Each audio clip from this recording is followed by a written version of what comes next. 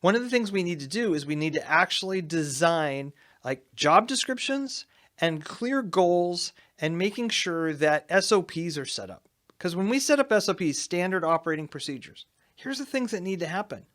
And then I learned a great one just the other day that I loved. And it was, you need to tell people how to know when it's done. What's the measurement of when it's done? Now, I'd heard people crossing the finish line, but I loved this. When is done enough? And you have to be able to articulate that. And a lot of times what we find is that those of us that micromanage, we intuitively know when done enough is there. We have that gauge, but what we haven't done is taken that extra effort to really codify it and articulate it so that we could explain to somebody else in a way that they could evaluate it when's done enough. And a lot of times it's that gut thing that my problem is struggled with is I have a gut and I know, oh yeah, it's kind of like, it's pretty good.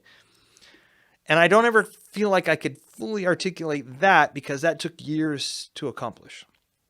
But what I've learned is that there are words that I can put together. There are measurements and ways I can give them that get them in the ballpark and that gets them to done enough. And when I know that's there and then I give it to them and I train them well, then they start to give me back what is done enough. All of a sudden, I don't have to micromanage anymore because they can make decisions. And all I have to say is, when you get to a place you don't know and you have a question, please ask the question. And then they get trained really fast because now they have a way of evaluating when is done enough.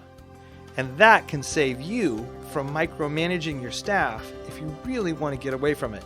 And it's amazing how much it builds your trust in them and it builds their trust in you.